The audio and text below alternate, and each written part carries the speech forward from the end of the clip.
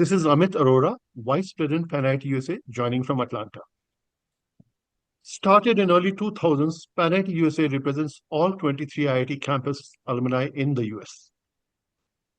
PanIIT USA's objective is to provide social, cultural, and educational platform for all our alums, and also to reach out to the larger community. To that end, we provide the following services and activities. The first is our mega conference, which happens every 2 years. The last one happened in Washington, D.C. in 2024, where around 2,000 IITians joined all from all over the world. We also foster and support 20 odd PanIIT chapters in the US. The third is to provide services to our alums and families, such as Bridge Club, Book Club, Scholarship, and Mentoring. The fourth is to reach out to the larger US audience. To that account, we have webinars, such as this one, and interactive workshops. We are also focused on enhancing the PanIIT USA brand. This webinar is a part of our broader PanIIT initiative to offer informative sessions on topics such as high school counseling to our larger community. Please note that PanIIT USA does not endorse any individual speakers or their views. Our goal is to provide a platform for knowledge sharing and diverse perspective. And as part of the high school counseling webinar series, this is our first webinar. The second webinar will happen on July 27th at the same time, featuring Sandeep Srinivasan. We hope to see you there too. We are grateful to Rajesh Radhakrishnan for moderating this session and guiding us through today's discussion. About Rajesh, I have known Rajesh for now about 6 or 7 years and have met him a couple of times. I'm happy to call him as a friend. Professionally, Rajesh manages both a venture capital firm and a management consulting firm. Rajesh is a long-time volunteer or organizer in IIT alumni community with over 23 years of dedicated service. Wow. Based in Detroit area, he actively leads initiatives within the Michigan chapter, working with an incredible network of alumni that spans from graduating class from, again, drum roll, 1963 to 2022. That's a long span. Oh my God. He was one of the founding members, and the first president of PanIIT Chicago and Midwest chapter. He served for a decade on the board of IIT Bombay Heritage Foundation, including 3 years as the vice president for IIT Bombay Alumni Association. Rajesh also brings a personal perspective to today's topic, having supported his own children through college application process. His daughter is currently a senior at Emory, Atlanta, and his son is a graduate of MIT. With that, let me welcome Rajesh Radhakrishnan. Over to you, Rajesh. Thank you, Amit. Am I on camera now? Yes, you are. Thank you.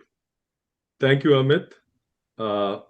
It is my pleasure to participate in this college counseling session as part of alumni services of PanIIT. Alumni services is a core leg of everything that we do in the Alumni Association. So I'm very happy to support something that is critical to alumni families. And when one's kids kind of approaching the college window, it's an anxious time. And there is no amount of prep that is too much, and there is no amount of expertise that the family can use that is too much. In my experience working with multiple chapters, anything that brings our families into the alumni circle and helps us bring the power of our network and the services that we can put together is of immense value. So again, it's my pleasure to be here. I want to thank Amit Arora, a good friend, for a very generous and kind introduction, and also the other office bearers in this PanIIT organization who've helped put together today's session. Amitabh Raturi from Cincinnati, um, Ravi Sharma from Phoenix, who could not be here, I think, today. The executive director of PanIIT, Swati Deshpande, and many others who've assisted with pulling together these kind of sessions. Thank you very much, all of you. And today's session is billed as high school to Ivy League, how to build a competitive application. However, in my conversations with the presenter today, Ms. Neha Gupta, I know she is able to kind of discuss a much broader theme than just the application part. She is a very consummate professional who has many years under her belt in this area of college applications. And in talking to her, I got a sense that Neha brings a very holistic view of bringing balance and a long-term prep process, a process-oriented approach to this. However, as Neha herself will say, in the space of the 40 minutes that she has today, she's going to kind of zero in on a few critical things. And of course, we'll roll with some of the questions and the interests as they come up from your side. Before I introduce Neha, I just want to kind of make a process announcement. Questions should be typed into the Q&A portion of the Zoom, not the chat. This is a webinar, so participants at the other end will not be directly coming on to ask this. Our team, our wonderful team, Amitabh Raturi is curating and helping me with the questions. You cannot get a person with better pedigree than IIT Kanpur, IIM Ahmedabad, and Professor of Management at University of Cincinnati. So thank you, Amitabh Raturi, for helping me with these. So let me quickly bring Ms. Neha Gupta on to the forum. Neha is a pioneering force in education and in college admissions. She has been blending Ivy League excellence with prep for a broad variety of schools. And she brings an exceptional grit as an entrepreneur. In my conversations with her, I didn't realize that she's had a long entrepreneurial track record going back to her family. She's a graduate of Rice University and the University of Pennsylvania's Graduate School of Education, developed with Wharton, and she has helped over 25,000 students gain admissions to Ivy League and top 20 colleges over the past 18 years. As the founder of College Shortcuts and Dream Life Foundation, Neha leads a mission to transform the way families navigate education. Her companies have been recognized by the Houston Business Journal as a top 5 growth company, and her thought leadership has been featured on many media channels like Fox, ABC, Entrepreneur, and so on. Now I come to my favorite part. Neha comes from a family of IITians, and we love to kind of support and showcase the families back to one another. Some people may call it a wall of mirrors, but about Neha's family, her father, the late Vijay Gupta, was an alumnus of IIT Delhi, class of 73, as I learned, chemical engineering. And her maternal uncle, Damodar Ainar, is a lawyer in Florida, class of 1967, IIT Delhi. And she comes highly recommended by several IIT alumni from the Houston area, including one of our senior office bearers. So she brings that same rigor, innovation, and heart to all her students, but she has a special niche for South Asian students worldwide, guiding them not only into the top schools, but towards lives of meaningful impact. So it's my pleasure to welcome Neha Gupta to our forum today. Thank you so much, Rajesh, for the warm welcome. And thank you, everybody that has joined here this evening. I'm going to go ahead and get started. So, first things first, I want to give a little background about myself. Rajesh gave such a great warm welcome, but I want to talk a little bit about my dad. I don't always do this on presentations, but I have a very special place in my heart for IIT. My dad, Vijay Gupta, went to IIT 1973. And he moved to the US, like most people, got a job at DuPont in Houston. He got laid off in the 70s and 80s. And then my mom and him started to rent DVDs out of the garage. And that's how they actually started their company. They ended up becoming the first to sell the first VCRs, which I know dates quite far back. But the first VCRs, the first laser discs, they ran 3 locations and they got their company up to 40 million in revenue. So my dad was a prolific entrepreneur. And when he was dropping me to college, during my freshman to sophomore year, he passed away in a car accident on the way back. And I have to tell you, it was a life-changing moment for me. It was very difficult. It is still something I think about every single day. So my mom said to me today, as long as you come to the IIT community and give them as much as you can and just support them and think about that there might be a dad in the room that's maybe in their 30s, 40s, or 50s that is like your dad in the room. So I just want to let you know that's where I'm coming from today. I'm also very proud to say that my Mosaji is also here listening, Damodar Aaron, class of 1967. So very excited to be here today. So of course, when you have an IIT dad, what they always want to see is their kids do incredible things. And a lot of people say I look like my dad, I'm a spitting image of him, and a lot about me is like him too. So, like Rajesh shared, I'm the founder of College Shortcuts and my nonprofit that gives scholarships to students and builds schools as well. We have at this time a team of 15 consultants that work with students on my team. And like my dad used to always say to me, no one can ever take your education. Like education is your golden ticket. So as you can see, I spoke at my high school graduation. I was that nerdy kid who, was all honors, AP, always asking, what can I do more? How can I be more of service to my community? And I've lived a really cool life. I would say that, over the last 18 years, 24/7, all I do is college admissions. This is what I'm most passionate about. And we've helped over 25,000 students in this process, not only to get into Ivy Leagues, but even the top 200 schools. So I want to be very honest, this presentation today, you can apply these strategies no matter what college you're applying to. I've had some really fun experiences where I got to go to Richard Branson's private island.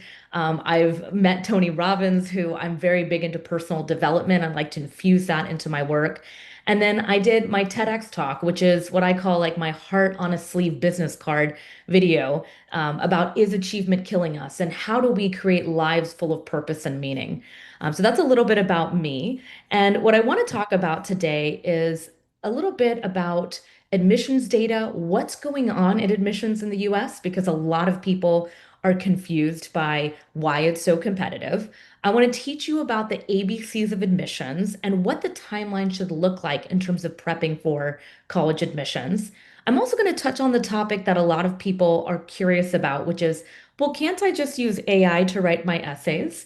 And so I want to talk a little bit about the AI space and college admissions, and then some case studies of what some before and after, what I call glamour shots of my students, looks like, and when you build the profile properly. Now, other topics that I would love to do at another time if you enjoy this presentation is the concept of AI in future jobs or financial planning and aid strategies, holistic admissions, stress, mental health, and direct admit programs. So I've got a lot of different topics because I'm always thinking about the trends and latest, but I want to make sure we're clear about what I'll be speaking about today. So let's talk about the data. My dad was an engineer, and I'm sure I've got some engineers on the line, so everybody loves data and numbers. So I know I'm speaking to the right crowd. So if you look at this graph at the admissions process right now, you can see here that in early 2000, we had about 2 million students that were enrolled in most US colleges. Now you can see that it has only increased to about 3 million students. So colleges are trying to grow their campuses, but not really. They're still keeping it pretty exclusive in terms of, how many students they admit. And then also it's hard on a campus to keep adding dorms depending on space and the space that they have. When you look at the applications, you can see early 2000s, we had about 5 million applications that were going in. And today we're looking at more than 12.5 to 13 million applications. So there's been a huge surge. The other part that people don't know is that last year we had the highest number of seniors applying because everyone had babies about 17 to 18 years ago. And so there were a ton of seniors. So last year's application was actually very challenging in the admissions process. And we do expect that over the next 5 to 10 years, so for any of my parents that have first graders, third graders, fifth graders, all of this will be relevant to you all the way through college, but for a lot of our students that may be in those early ages, we do expect that this competition will continue to rise. And that's because we've seen a huge increase of students that are wanting to go into more of the competitive selective colleges. So let's talk about what are they even looking for in this process. So there's three aspects to the admissions process, which is academic score, extracurricular score, and then the last part that I will tell you is the number one issue I see with our students, which is that personal brand match. So, in terms of the academic score, and I know this is the one that all of my parents focus on. My dad used to say to me, Neha, if you can make a 97, you can make 100. Where are those other 3 points? I grew up in that house, and maybe some of you are laughing because you're like, that's me too as a parent. So, I was pushed very hard academically because that's what they knew. And yes, does academic score matter? It does. The questions they're asking when they're looking at an application is, can you handle our academics? Can you excel in a group of other highly intelligent students? For the parents that went to IIT, you know that when you went on campus, it was probably really hard. As my dad used to say, IIT is harder to get into than Harvard, Neha. So he was surrounded by brilliant people as well. So you want to make sure that, you are taking the right rigor of classes like AP or IB courses. You're looking at your GPA. Where do you rank in your grade? And also, of course, standardized testing has come back. While many schools are still test optional, if you've got a beautiful score that falls within the median or higher of what they expect, send that score in because it's just a nice little bonus in terms of your academic area. So, looking at that first cut, they're going to take a look. If there's 60,000 applications, let's say to most of these top schools that admit about 2,000 to 2,500 students, the first thing they're going to do is if there's students with a lot of C's, D's, or F's, they're going to say no. Because actually, according to the NACAC, which is the National Association of College Admissions Counseling, which we are members of, this is actually one of the most important metrics to determine student success in the future. And it makes sense. If you're going to go through high school and not take it seriously, you're going to have a hard time in college. And I can say that from my own experience. I was what I considered in my mind the smartest kid in my grade.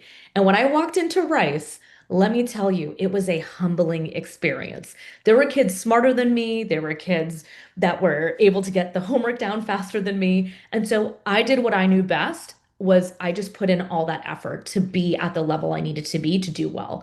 So it's really important because if you think about it, we want to send our kids when they leave our home to an environment where they thrive and they feel confident. So this first section really matters. The second section that matters is the extracurricular score. So while academics are important, and I'll show you kind of as a visual experience here. So let's say you've got 60,000 applications. If you've got the bad GPAs, you just put them over here in the reject pile. So here's that next batch of students. That next batch of students are the ones with the extracurriculars. And what do they mean by extracurriculars? So a lot of the students that we see, just to give you a sense, we get thousands of parents that reach out to work with us. We typically at this time only take about 100 families to work with each year.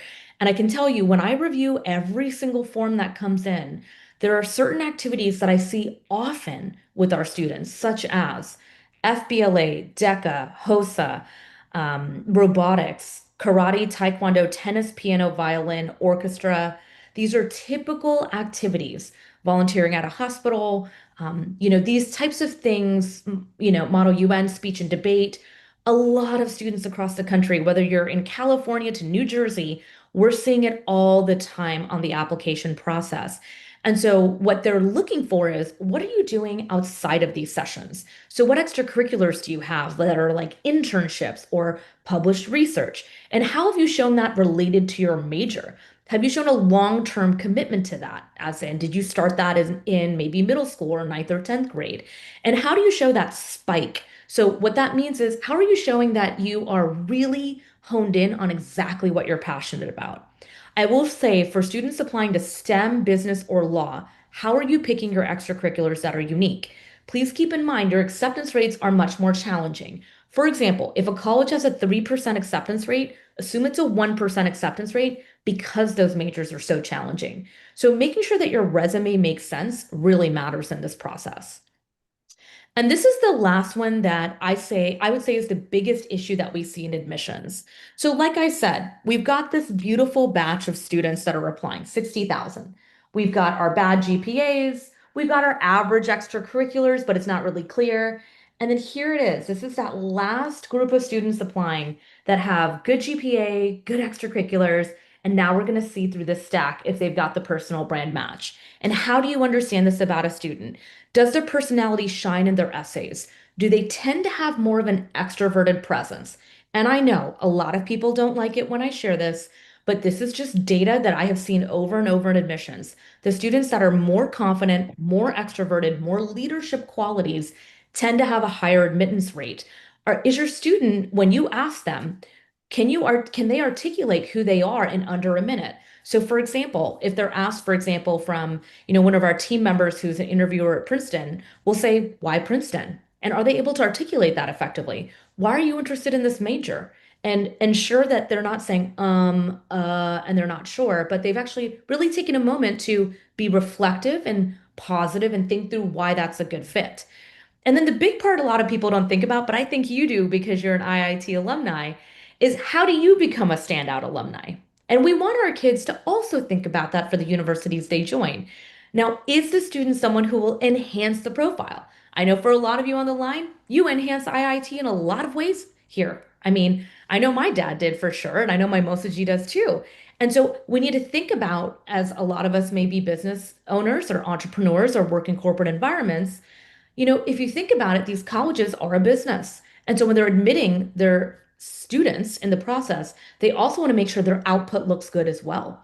And so a lot of people don't think of it that perspective, but colleges are definitely thinking about that when they've got that last batch of students who are the ones that have this personal brand match. So how do you really show that in the process? The personal brand match happens in the following areas. If your resume activity list is written well and it shows why you're passionate, your essays, and I'll go into how many essays and what type of essays come in this process. But typically, on average, if we're looking at a 15 college list, especially with reach and highly selective, we're looking at 30 to 80 essays. On average, my students have about a 25 to 55 page Google document.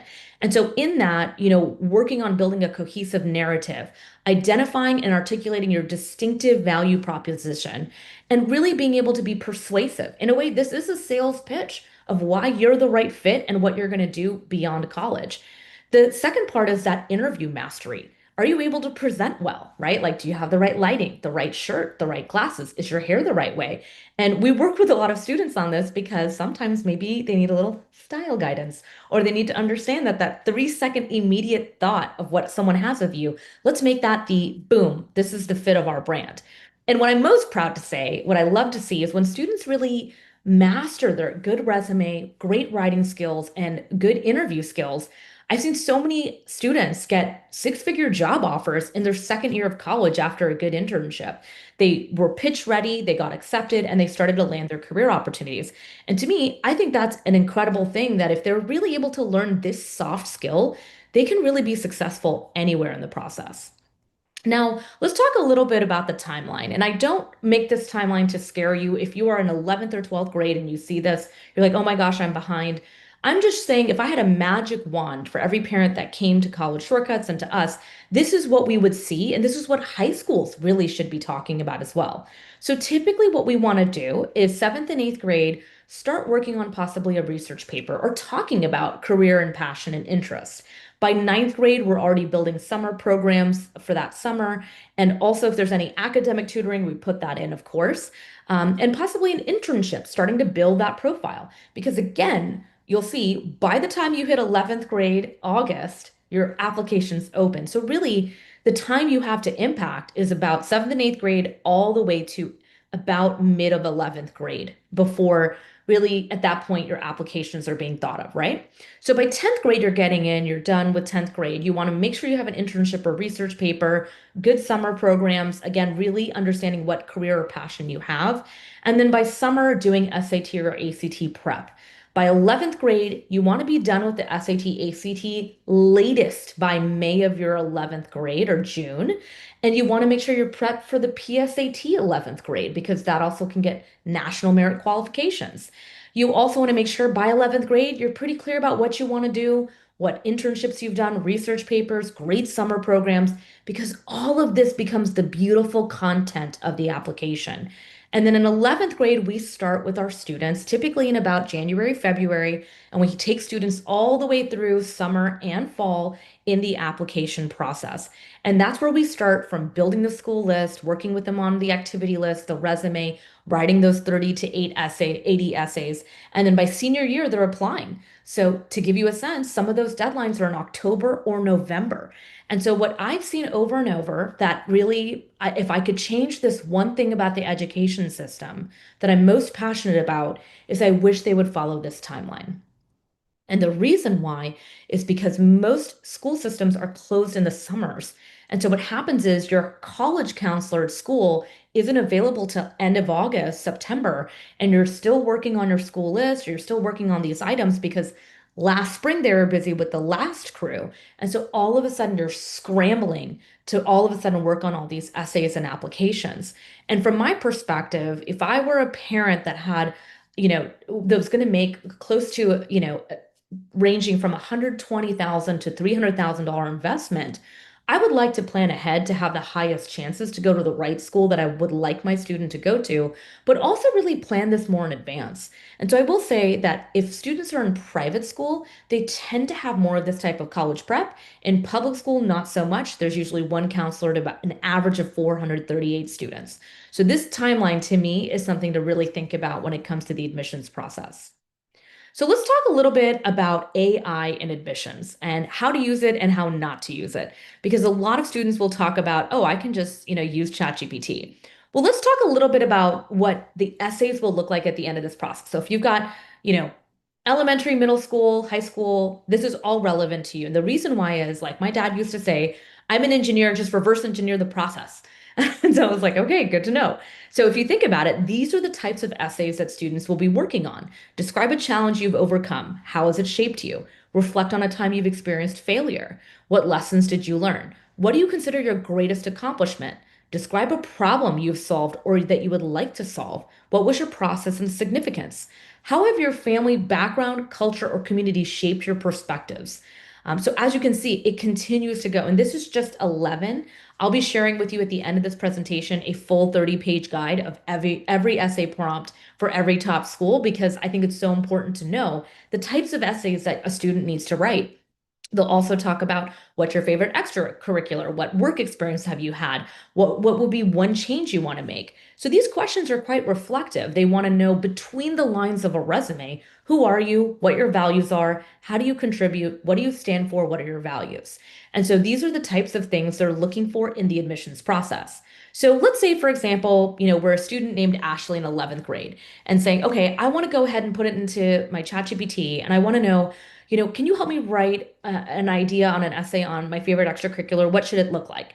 So in AI, I would say it's powerful to utilize it for brainstorming, being able to look into, what's the right activity, identifying it, and it's giving some good advice on how to do that.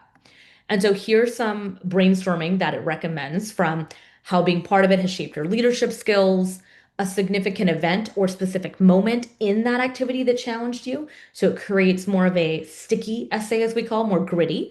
The impact of it, because they do like to see impact. How has it influenced yourself? And so all of these are great pieces of advice when it comes to essay writing. But then, sometimes students might what we call step over the line. and they'll say, please write this essay for me. And unfortunately, with AI, unless we teach our students morals and ethics and ways to use tools and not, sometimes students can try to do this. But what most people don't realize is that it's very obvious. So here is Ashley trying to get her 250-word essay. Maybe she's tired, all honors AP kid. And here's this essay. As a fervent enthusiast of politics and a budding artist, the opportunity to serve as a political cartoonist and intern for blah, blah, blah, blah, blah was nothing short of a dream come true. By the way, as someone who's read over, I don't know, at least 20,000 essays, I can spot very quickly if one, a parent wrote it, or two, it's written by AI. No student ever uses the word fervent, budding, or nothing short of a dream come true. And so maybe a student says, oh, I write like this. Well, there's also AI detection tools.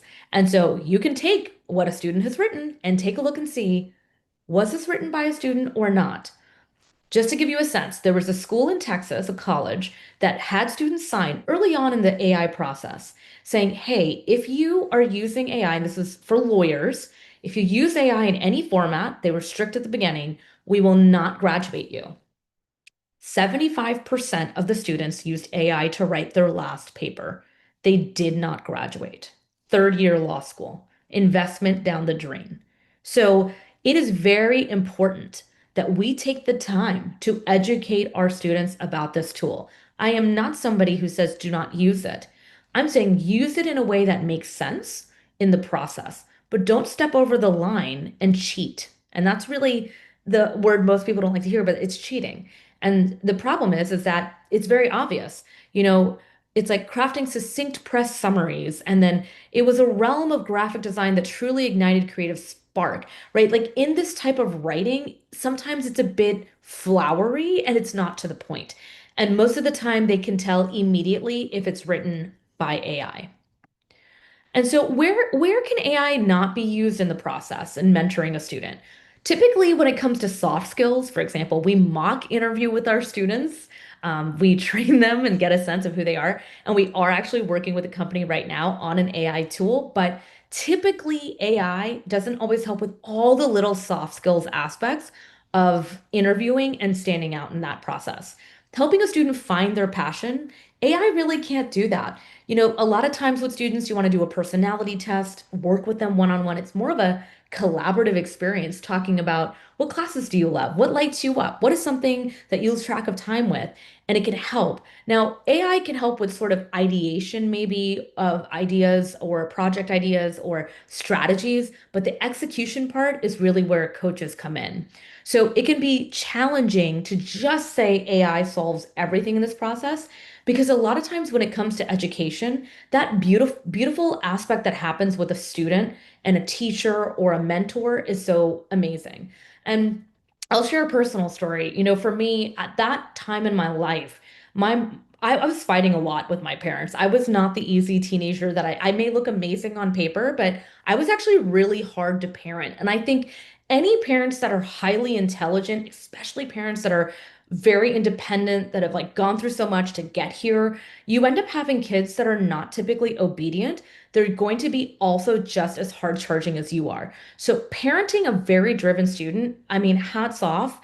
I can tell you it was very hard for my parents. And this is a lot of why I created College Shortcuts because they say that your mess is your message. For me, the mess of like losing my father during the college process, not having a solid relationship with at that time and having to do all the healing around that. You know, to me, it's like if we could create a way where we know in India it takes a village to raise children, how can we come together and build a team around your child in this process so that you can enjoy being the parent, that this process doesn't have to be so stressful and so anxious driven, but finding their passion and purpose. Because the truth is, passion really, in my opinion, is what creates legacies in the process. So I want to talk a little bit about some of my little legacies that I've had with my students and share what the before and afters can look like. So this is a student named Mahek. It was like working with a little version of myself. She came to sessions always prepped and ready with her questions. We worked every other week on different things. So let's talk about what this before and after can look like for a student that you can do with your student as well. So she started off in some honors and AP classes. She was in JV tennis, science Olympiad, math team, hospital volunteer. Typically, while this profile looks amazing to most people, we would score that about a 4 out of 10. This is what we call the typical application process. The students got the same activities as everybody else across the US. So where we really come in and help them in this process was, Mehak ever actually, she just did such incredible things. She became the vice president of her healthcare club. She did a really cool summer program in the Chicago area, I remember, called Dr. Rubina's Camp. She did a published research paper. She created a nonprofit project to give poverty for female hygiene poverty in India. She created a kit. She priced out that kit. She raised money, and then she sent kits to India for women. She also was a pharmacy tech, and she did an internship with Northwestern. So you can see that, over time, right? This is not something you could just do like this overnight, easy with a student. Imagine, teenagers are already hard to work with at times as a parent. So for us, we realize it takes time, right? Like just like being part of varsity tennis or JV tennis, you go in, you do the reps, you practice, you build. The same thing goes here to build a nonprofit, to build a paper, to figure out what she's passionate about. I will tell you that after a year together, Mehak was unstoppable. She just was an incredible student. And to me, I think what matters in this process when we're looking at our students is how do we help them to build the relationships they need? In her case, she collaborated, she made impact internationally with her own, country of origin. I mean, I think that's so important. I remember spending almost every summer in Delhi for 3 months. My parents would take 3 months to make sure that I really understood my culture and background, took me to Chinmay Mission. Like, these are things that really matter to us. And so for Mehak to connect back and do something that was powerful in the pre-med field is awesome. She also went out there. She made cold calls. She talked with people. She learned that skill of putting herself out there and sometimes getting rejected by people saying, I'm not interested in this project. But then she had some people that were. So learning that skill is extremely important. And then really learning compelling storytelling. See, before when you've got just science Olympiad, math team, JV tennis, it's hard to write a good essay. But when she's got these types of things where she's talked to patients with clarity, she learned the language of healing, this is the kind of person you want to be your doctor. I mean, if anyone's ever had horrible medical care, which I've unfortunately had the experience of because I've got gray hairs, I think any of us that are older have had good doctors and not so good doctors, right? Like to me, I'm trying to create the best doctors. And with that also comes good bedside manner, empathy, right? Ability to really connect. And so to me, I can't wait for Mehak to be a doctor. She's already obviously in college and she's getting there, but I just love the fact that, we're really building those soft skills of a student because the one thing, and I'm not going to get into the AI aspect, but of like what you need, but I will touch on this. These skills I'm talking about, these skills are what make you human and make you more powerful. And so having this type of soft skill is going to differentiate you from the 99% of students that may be entitled. Maybe they're students that are lazy, that are not driven. So it's really about how do you be a proactive person that presents really well. And then, of course, I had to include Rohan because I know I've got a lot of families that love entrepreneurship, AI, those types of things. So Rohan was a great kid. When he first came to me, 4.0, ACT 35 in his 10th grade, debate, robotics, and volunteered at a cultural organization. He was a Sikh student. Great kid, driven, hardworking, all great things. But what we really did as we were building the projects is we wanted to ensure that he kind of added on to his process of what he was passionate about. So he started a business and he started with making revenue as well. I'm really proud to say one of the funnest things to watch is when a student makes their first cold call with you and they're like on it while they're cold call dialing and they're like, I'm really nervous. I'm like, great, let's get you over that feeling because that's the truth about being a business entrepreneur. You have to be okay with someone on the other line and pitching to them. And so launched a business, learned how to do cold calls, learned how to launch in different stores and different things like that. Also led a nonprofit as well. Did research with UPenn, my alma mater, went to Wharton summer program, which was amazing, and a pitch competition winner, and got into 7 top summer programs. So as you can see, sometimes when a student has that ignition, just that ignite of their passion and the right direction and coach, they're able to really get the fire that they need to stand out in the process. And again, student already has the raw ingredients of intelligence. It really was about how do we take what you're doing and really amplify it and take it to the next level.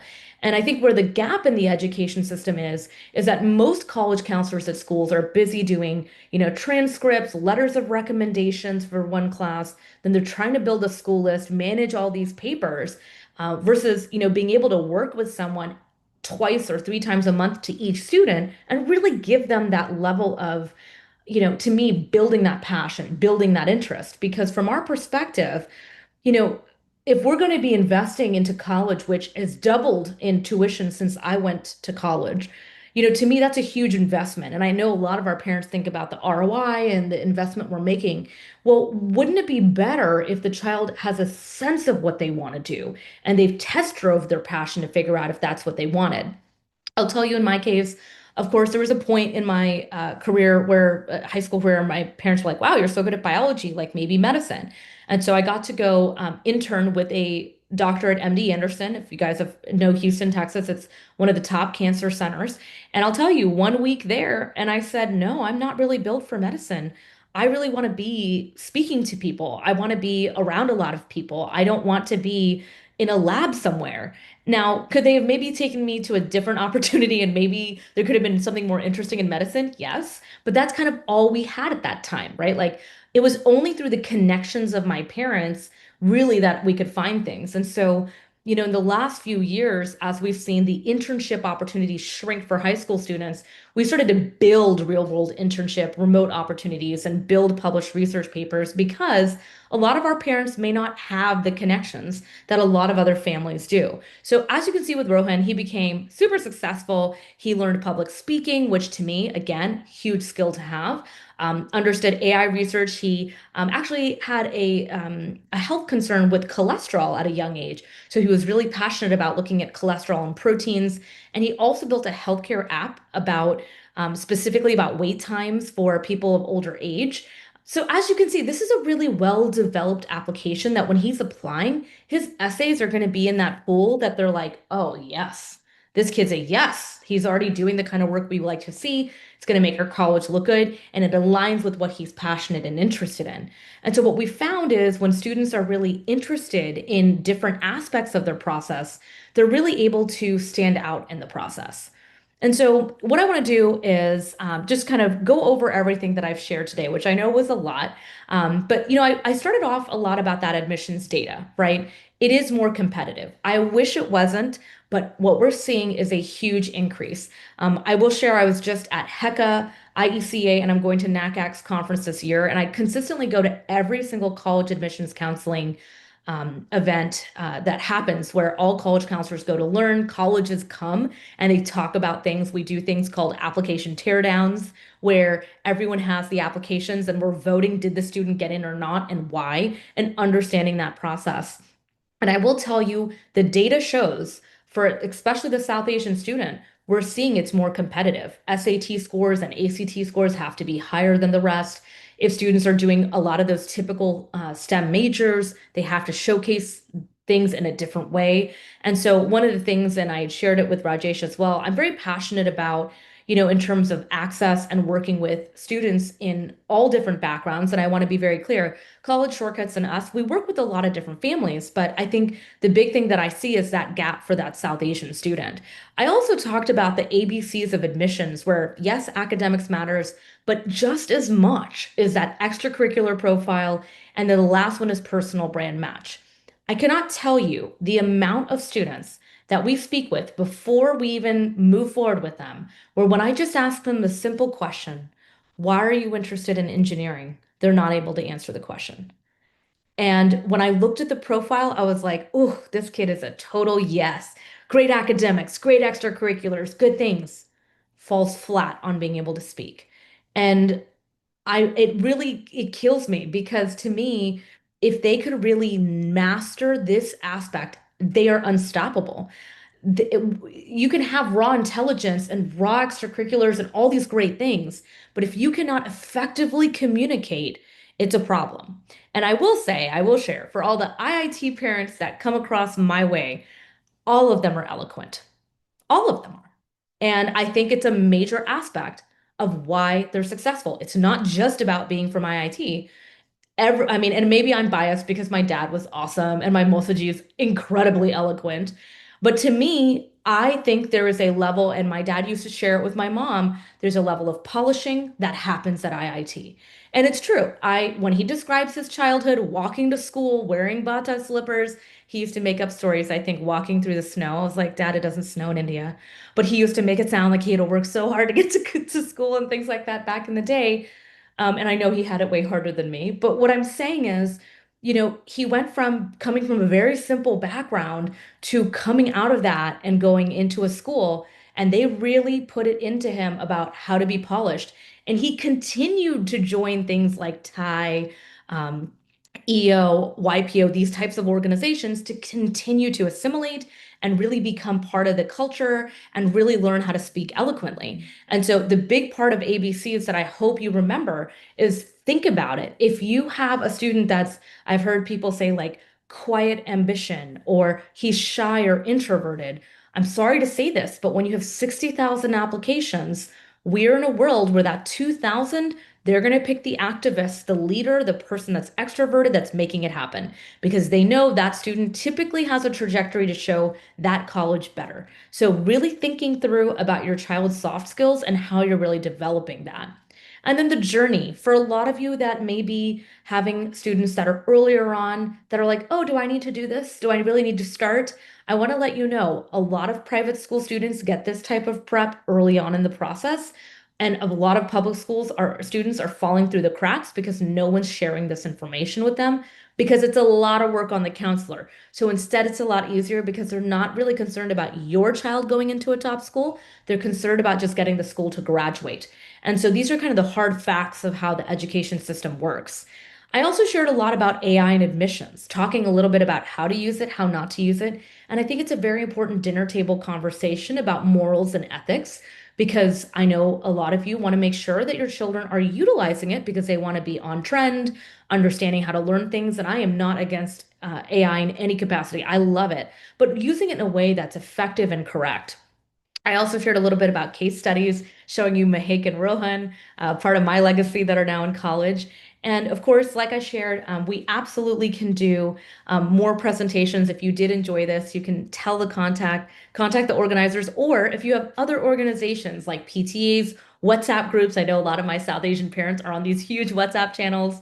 More than happy to do a customized webinar for you as well. So a lot of different topics that I can share.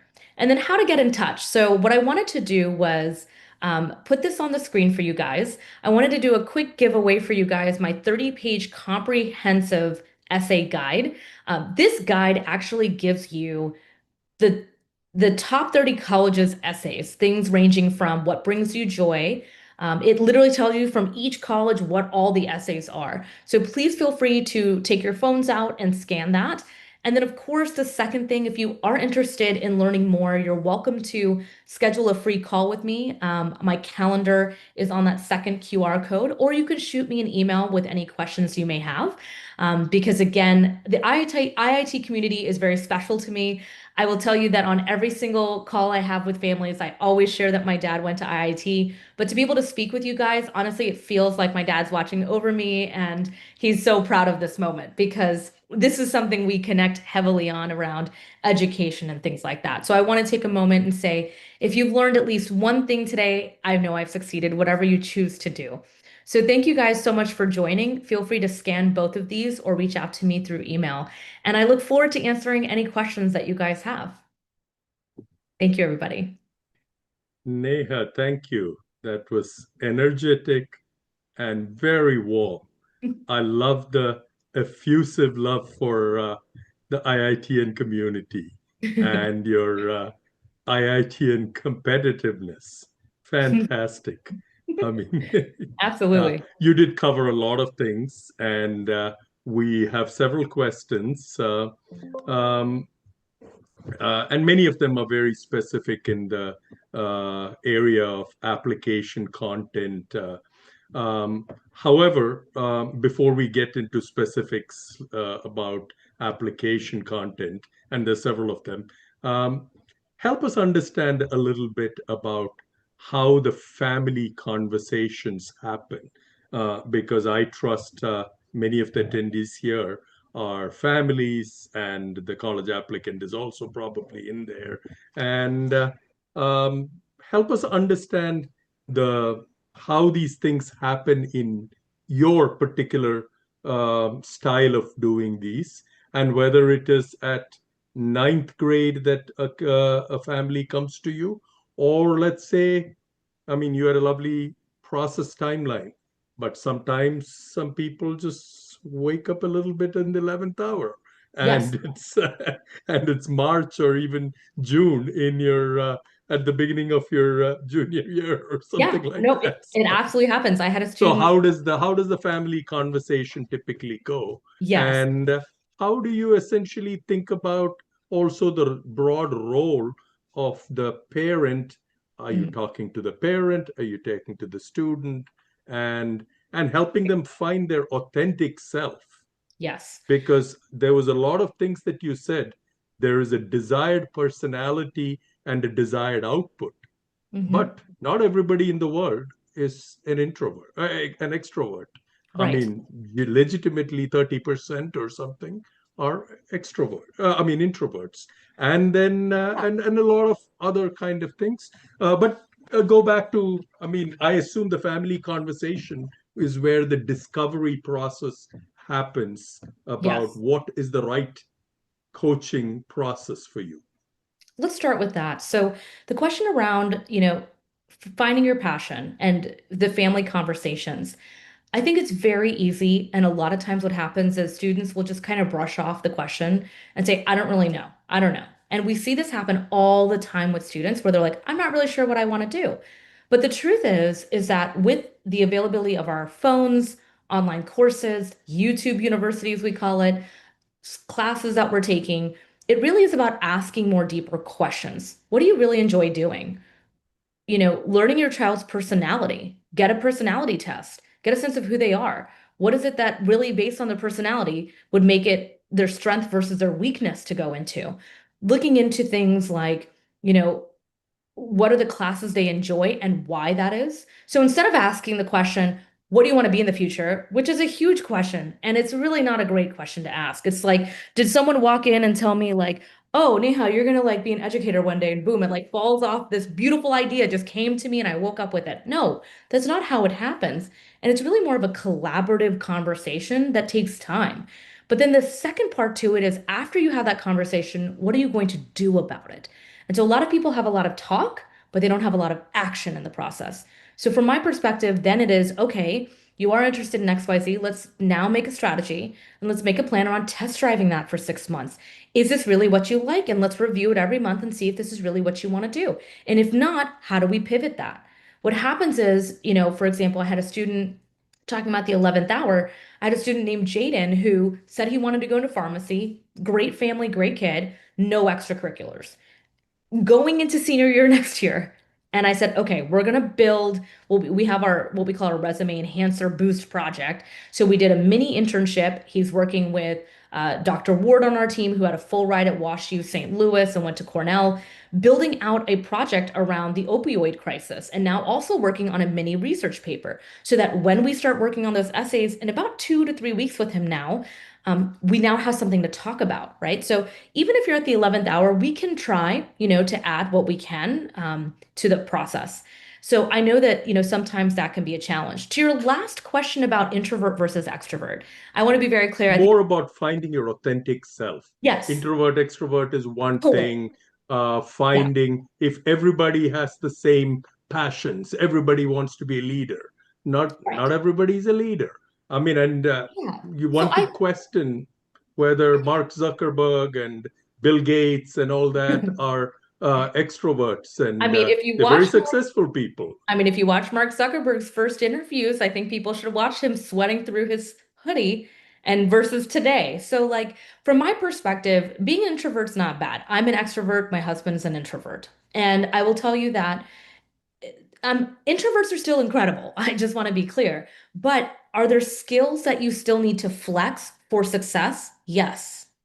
So, from the perspective of if you know you're applying for something and there's 60,000 other people applying, how are you going to flex your skills?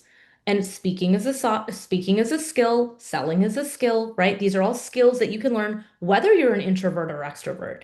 In terms of leadership, um, there are some people that are natural born leaders, and there's some maybe that aren't. But is leadership a skill you can learn? Yes. There's so many executive, if you think about even adults, there's executive coaching, there's all sorts of programs on how to be a good leader. There's millions of books on it, right? For a lot of us that are learning on our own, right? So And from and the leadership model is not always the only one of the right, one charging yes, in from the front and speaking on top of the podium. There's right. You can different be a forms of leader. leadership, You can be a and leader in your home, you know, yeah, yeah. in handling maybe a sibling that has a challenge. I mean, it really is about it doesn't have to be like you said, like right at the top. It sometimes it depends and it's nuanced. And I do Mm, think it's important, last point is to find your authentic voice and who you truly are. And sometimes I've seen at least, like, especially in my case, anything my parents said, I usually wanted to do the opposite. I know. And so what ended up happening was most parents get frustrated with that. And so we had a lot of strife in our house. But eventually, when they realized that maybe having a third party could also be effective, that's where it gets really fun, right? So I always tell people like parents are at the top of the hierarchy of the management, and then you add us in as like the project managers, and then you have the student. And so all of our sessions are actually student led. We're very big on that college prep experience. So it's actually students that are on our calls with us, not really as much the parents. They get summaries and information, and we do speak with the parents, but it really is student led because this is their process going to college. So they need to lead that and work with us on it. Great question. great, great, great. Thank you. We could continue talking on many of these things, but sticking with this theme of family conversations, let me segue off of this, helping them find their story and their. So I'm going to pick up on a couple of specific questions, but I'm going to roll them together so that you can touch upon the answers in a in a theme that hits all of them. So, how do you decide what your child should pursue in college? Um, and say your child's in the ninth grade. Um, then how do you help them again pick a major is another question. Chemical engineering, but Mhm. my kid's not done any science classes. How do you help them pick the colleges that they want to go to? What's kind of the strike zone that they should go to? And this is a family conversation, and Right. I like your idea of top management, project management, and and and the decider in chief, the Yes. kid who wants to play ball or not. So, Right. So I would say to the first question, I think I answered that in part one of the first question, which was around the personality test, asking the right questions, finding the right mm, opportunities. I would say that also links into the question two of major as well. Now, the question around like, oh, they haven't taken science classes, but they're interested in engineering. Now, that's going to be a tough sell if they're applying to a competitive college when you've got another student who's done physics AP, chem AP, bio AP, they're going to look for, calc, right? There's certain classes they look for to ensure that the student actually is interested in it. So again, that's where planning comes in. I don't see that too often with my students. Mostly a lot of our students are in these competitive classes, but yes, can your class selection determine major type? It absolutely can, and they do expect certain levels of math and science when you're applying to STEM majors. Um, mm, mm, so I would say that is extremely important as well. mhm. If I were to kind of pick up on something, your role, I mean, I'm just going to use that project manager metaphor, or the counselor is coming in to just pick the family and the youth where they are and help them hit the maximum of their potential, with whether it's in 11th hour in the 11th grade, or it is an early planning situation. So let's think about the time that an average planning situation, 10th grade type of situation. Uh, Tell us a little bit about how, what's the structure that parents can Yeah. think about in picking summer programs, activities, Mhm. etc. Do they all Yeah. go off of an as-is assessment of the student strengths and limitations against this idealized target of Harvard, Stanford, and MIT? Or I mean, how do you go about it? Yeah. And So then, I would say the way to okay, look let's at now it. see how to bridge those gaps. Yeah, I'd say the way to look at it is, this is a strategy that has to get executed over a year time frame. For example, let's say 10th grade. So you would start the 10th grade ensuring that, you're thinking about SAT, ACT prep for the summer of that 10th grade, maybe doing a little bit at the spring of 10th grade as well. So that's from an academic perspective. From extracurriculars, that conversation needs to happen around August because a lot of the schools have fairs for those clubs. So ensuring that they're being part of clubs that are unique or different or possibly starting one. When it comes to summer programs, I cannot tell you the amount of families that start planning summers in May. Actually, summer activity applications for competitive programs start in December and January, and they close in February, March. So planning that summer program matters. And then outside of that, ensuring that we're executing either on a published research paper, which we have a partnership with Ascent Research, or a real world internship, which we work with our industry leaders to give that to students remotely. So that's why I recommend typically our students are meeting every 2 weeks for a full year commitment. Because to break all of that down into small pieces can take that time. So, again, I would say that if a parent is really committed, they would meet with their student every 2 weeks and work through that timeline through the year and really ensure that they're not doing extracurriculars to stuff the resume, but the few that actually matter to them. Hmm, hmm, hmm, hmm. That's a good segue into a couple of questions we had related to extracurriculars and programs include. So is starting more extracurriculars l- uh, late after quitting a few others look bad on the applications? I would say it doesn't because if you're still figuring out what you want to do, there's space for that on the application to explain that. And if it's something where you found specific things at a different time, that's all right as well. So I would say no, as long as again, it's all about how you write your narrative, and how you write about it and explain why that is. We have students all the time that start off thinking maybe they want to go into medicine in ninth, 10th grade, and then they end up like starting a business and saying entrepreneurship is my jam. And they want to go to business, and maybe it's might be a touch of both by the end, and we find a way to kind of frame, hey, I'm interested in both of these. I found entrepreneurship to be more interesting, but that's why I started off with pre-med. So again, it's about how you talk about it in the process. Hmm, hmm, hmm. Are there some other critical things that you think are important, which helps both a child I mean, a youth as well as the family embrace that early? I mean, I think of it almost like a strategic plan that you're building in eighth grade or ninth grade to say, okay, we've got an aspiration to be here in 3 years, and we got to fill all those gaps. I mean, And we are trying to kind of excel according to that matrix that you had of how you stand out with your yes. scores and all the other things. So I think that's a very engineer way of looking at it, which is totally fine. And I think there's also an art to it. There's an art to the science, right? Like, yes, you can make, for example, let's say you're trying to make Mutter paneer, because I love Mutter paneer. And everyone here probably makes Mutter paneer differently. There's a way to make that dish, and there's an exact formula of how to do it. But then there's the nuance add, right? Like in my case, my mom puts lemon in everything. I don't know why, but she does. Then I got married, and my husband's like, "Why is there lemon in all your food?" I'm like, "Why is there not lemon in your mom's food?" Right? So it's all about how do we create that? Yes, is there like a standard foundation of what is liked on an application? Yes. But it gets really boring if you're just doing the recipe every time. It also has to do with like what is that extra dhania you add to it, right? Or like, what is your family's spice that you like to put? It creates a different experience. So I look at every student more like a blank canvas in the process because I used to love to do art and Bharatanatyam and Bollywood dance and hip hop. So to me, I really look at every student like a piece of artwork and how do we, yes, figure out what those things are, but also how are we ensuring that they're enjoying it, that their passion is unfolding in the process?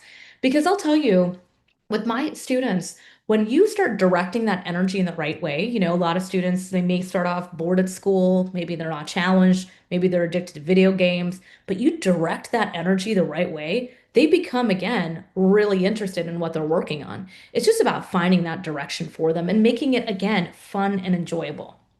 How do you help them balance between that energy and focus Hmm. required, or what they already may have, versus the anxiety or the fear of Yeah. failure?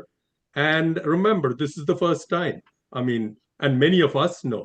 I mean, until we went to IIT, I mean, we didn't really know whether we were going to, I mean, maybe some of people were so superly brilliant that they knew they were always going to go to IIT. But many of us are like, oh God, don't know. I mean, Right. there is a day on which the results come out, Yeah. and like we're all kind of, ooh, did I get it or not? But that anxiety Hmm. and that fear of failure can create certain adverse behaviors in the young people. I mean, you're 15, 16, 17, which take away from that diligence to that process and that commitment to sticking that it's, I mean, if you're a gymnast, you got to stick this application, like sticking a dismount, so to say. Yes, I agree. I think also if we're going to put so much pressure, then that's where you feel a lot of stress. And a lot of times, when we're working with students, we share things through that process saying, hey, look, it's highly competitive. Let's not put all our eggs in one basket, right? That's number one. Number two, let's build a list that we're happy at any of these places that accept us. Three, let's build the skills that no matter where you go, you're going to be successful. And I think you can tell, Rajesh, like whether I went to Rice and UPenn or if I went to another college, I have the soft skills that is going to make me successful, right? So to me, it's like, okay, how do we hone in on the skills outside of just this exact school? Because again, whenever you put all your eggs in a basket, then you feel a lot of stress. And then I always tell my students, look, if they don't want you, they don't deserve you. Simple as that. When one door closes, there's a reason why you go to a different. Mm-hmm. And Mm-hmm. it happened to me, Mm-hmm. right? Like I thought the first college I was supposed to go to was my ultimate end all. And then I lost my dad and I came back home and I lived with my mom because that was what was needed. And I went to Rice. And it was a great experience. So to me, again, I think when we're looking at these processes, it's also about, it's not, I don't even like the term of like get accepted versus rejected. I think these are really strong language words, Mm-hmm. but it's about Mm-hmm. where's the next place you're going to thrive. And so having someone, that's working with you through that mental shift and thought and getting everything done, like for our students, when they hit submit, they feel really confident. They're like, I could not have written this better. Click. I feel good. And they know that if they did such a good job, that it's really on the college at this point. Okay, maybe they had too many kids that looked like me. Maybe they had too much of this. All right, it's just not the right fit. So, yes, is there a disappointment that can happen? Yes, I'm not questioning that that exists. But I think when you feel highly confident about you and the work you've outputted and how good your application is, you also walk in knowing this is a competitive process and where you're supposed to go is where you'll end up. So it's a certain level of confidence that we got to build by uh, in the youth, by saying, by helping them understand the process, knowing that they've done the work and they've put out their best, but at the same time having a certain level of balance and Yes. comfort in accepting what comes to them once they've put out their best. Yeah, It's my like my yeah, my mom always said, when we met Swami Chinmayananda, she said the one line all the time, do your best, leave the rest. And hmm, that line still sticks to me today at every hard juncture of my life. Do your best, leave the rest. At some point, it's not on you. And I know we've probably got some people on the line that possibly believe in God. At some point, it's not on you. You do everything you can, and then you Or the let, sports metaphor, like, I mean, leave it all on the field. And yeah, you win it some, you lose some, it's but true. you gave it your best, basically. Yes. Um, I want to kind of quickly hit a couple of very specific content-related application content. What's your take on very personal stories like beating cancer? Or, I mean, you've had a very personal experience yourself. Yes. I mean, you've mentioned that clearly. I mean, it's very clear that it was a huge, impactful loss that you had at a very young age, at a very significant point of your life, and which Right. really remade who you are. And so, Yes. how do you tell these stories? Do you kind of get sappy with those things? Um, what's Yeah. The format we typically use is something called the hero's journey. And what that means is the student will absolutely talk about maybe something that's challenging. Of course, we'll work through and figure out like if it's appropriate or not. Sometimes it's not, and we may steer into something else. But if it is, we talk about it in a way that's not what we call the sob story. It's more about this is what happened, but this is how I reflected, and this is what I've learned from it. And not everyone's in that part of their journey. Like, I don't think I could have written that essay at that time of my life if I didn't anyways, but like there's no way I could have written that essay in the middle of it, right? So it could be something that happened earlier and a student has more of that space. Maybe they did therapy, maybe they've worked through it and they can talk about it. Maybe it's not, and we kind of hold that in. But we have a lot of students that share a lot with us, and we, kind of cherry pick and take a look and see, hey, like, is this something that we feel is relevant to the application? And how do we frame it and talk about it? What have you experienced from this? What have you learned from this? And a lot of times students have not been asked that question, and so we really go in to get a little more reflective so that when they are talking about it, they say, wow, yes, this was really hard, but these are the things and perspectives I bring to XYZ University because of this experience. And maybe okay? it could be for the family who maybe, dealt with cancer. Maybe she starts an organization for other people that had the same experience on campus. Just a tidbit example there. I see Amitabh ji is come on the camera. Are you saying that we should start wrapping up? It's there are quite a few questions left behind, but we do want to close out at 9:15. Uh, it's my absolute privilege to extend a heartfelt vote of thanks. Neha, what a inspiring and insightful session you had. Neha, your journey, your candid reflections, the clarity with which you presented, the path to success was not just informative, it was very motivating, and I'm sure our audiences enjoyed it and benefited from it. So thank you for taking the time to guide and empower the next generation of students with such generosity, with such warmth. I would like to thank the team, Amit Arora, Swati, Rajesh. What a lovely job in coordinating the whole session. You just were wonderful. And on behalf of everyone present, I'd like to thank the team and especially Neha Gupta. Finally, a big shout out to everybody who attended. I see Ashok Nangia is there. He's our mentorship coordinator. And our services team will hopefully bring many more of these sessions for you. Hope you enjoyed the presentation and found it informative. Thank you, Neha. I know at least one person is smiling today. Can you guess who it is? Yeah, It's I Vijay Gupta. It's Vijay can. Gupta. We remember him. And hopefully, if there's somebody in the audience who knew Vijay, you can touch base with Neha and connect with her. That would be absolutely the most delightful outcome of this evening. So thank you all for attending and look forward to our next session in July.